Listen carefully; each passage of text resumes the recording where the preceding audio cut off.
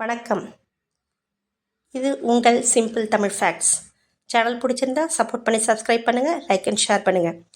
இப்போது அரச மரம் அரச இலை, அரச மரத்துக்கு கீழே அமர்ந்திருக்கும் விநாயகர், இவங்களுடைய அருமை பெருமைகளை பற்றி தான் நான் சொல்ல போகிறேன். இப்போது அரச மரத்தடி பிள்ளையாருக்கும் அப்பரிவிதமான சக்தி இருக்குங்க. அரச மர இலையில் நம்ம மண்ணகல் வைத்து தீபம் ஏற்றும் பட்சத்தில் நம்மளுடைய பூர்வ ஜென்ம பாவம் தொலையும். நம்ம ஜாதகத்தில் இருக்கக்கூடிய சனி தோஷம், ராகு கேது தோஷம், நவகிரக தோஷம், சர்ப்ப தோஷம் அனைத்துமே தீருங்க. இது உண்மை, இது ஐதீகம்.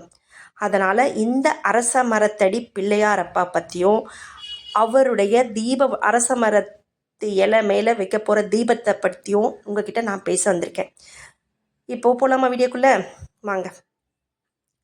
நம்முடைய கஷ்டங்கள் சீக்கிரமே தீரணும் அப்படின்னா பொதுவாகவே என்ன சொல்லுவாங்க, நம்ம வீட்டு பெரியவங்க அரச மரத்தை போய் சுற்று, காலங்கத்தால் சுற்று, காலையில் பிரம்ம முகூர்த்தத்தில் சுற்றுன்னு சொல்லுவாங்க இல்லையா? அது 108 சுற்றினாலே உன்னுடைய பாவம்லாம் போயிடும். இப்போ கல்யாணம் ஆகலைன்னா கல்யாணம் ஆகும்.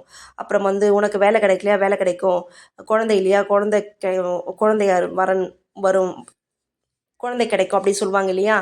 இது நிஜம்தாங்க. அப்பரிவிதமான சக்தி அரச மரத்தடி பிள்ளையாருக்கு இருக்குதுங்க. பொதுவாகவே அரச மர இலையில் நம்ம அகல் வச்சு தீபம் ஏற்றினா நமக்குள்ளுடைய எல்லா தோஷமும் நீங்கிடுங்க.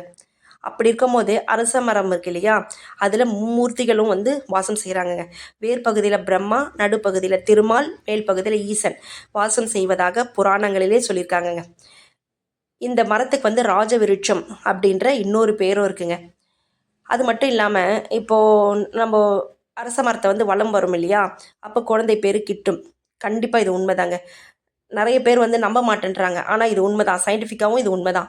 இப்போ அரச மர காற்று நம்ம சுவாசிக்கிறோம்னு வச்சுக்கோங்களேன், நம்மளுடைய கருப்பை பிரச்சனை எல்லாம் குணமாகுங்க. திங்கக்கிழமை பிறந்தவர்கள் 3 அரச இலை வைத்து அதன் மேல் 3 அகல் தீபம் ஏற்ற வேண்டும். அதே மாதிரி 2 அரச இலைகளை வைத்து செவ்வாய்க்கிழமையில் பிறந்தவங்க 2 மண் அகல் தீபம் ஏற்றணும். புதன்கிழமையில் பிறந்தவங்க 3 அரச இலை வைத்து அது மேலே 3 மண் அகல் தீபம் ஏற்றணும்.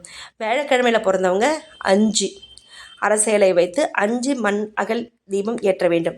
வெள்ளிக்கிழமையில் பிறந்தவங்க 6 அரச இலையை வைத்து 6 மண் அகல் தீபங்கள் ஏற்ற வேண்டும்.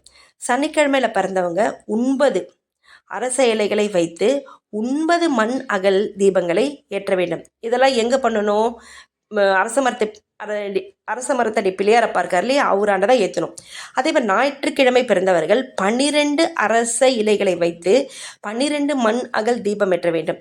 இப்படி நீங்கள் உங்கள் வீட்டு பூஜை அறையிலே கூட ஏற்றலாம். அப்படி இல்லை, நீங்கள் அரச மரத்தடி கோயில் இருக்கும் இல்லையா, அரச மரத்தடி பிள்ளையாரப்பா அவருக்கு முன்பாகவும் ஏற்றலாம்.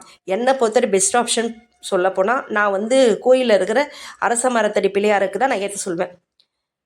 வீட்டில் பண்ணுறதை விட கோயிலில் நம்ம எவ்வளவோ சாஸ்திர சம்பிரதாயப்படி அந்த கோயில் கட்டியிருக்காங்க. அந்த அரச மரம் அங்கே தலை விருட்சமாக இருக்கும்.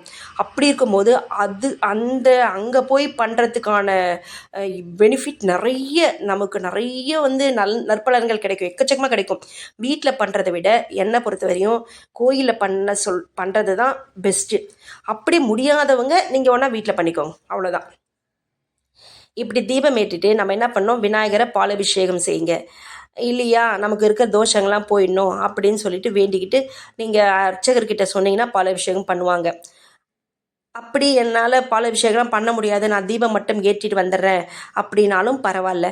நீங்கள் இந்த மாதிரி தீபம் ஏற்றிட்டு வாங்க, உங்களுடைய தோஷம்லாம் போயிடும். நீங்கள் என்ன வேண்டுதல் வைக்கிறீங்களோ அது நிறைவேறிச்சேன்னா அந்த அரச மரத்தடி பிள்ளையாரப்பா இருக்கார் இல்லையா, அவருக்கு நான் சொல்கிறது நீங்கள் நல்ல நிலைமைக்கு வந்த பிறகு இந்த மாதிரி வேண்டிட்டு உங்கள் வேண்டுதல் ஓகே ஆன பிறகு அர்ச்சகர்கிட்ட சொல்லி அந்த அரச மரத்தடி கீழே உட்காந்துட்டு இருக்கார் இல்லையா பிள்ளையாரப்பா, அவருக்கு ஒரு பால் அபிஷேகம் பண்ணிவிடுங்களேன், என்ன குறைஞ்சிட்டு போவீங்க, அது பண்ணுங்க.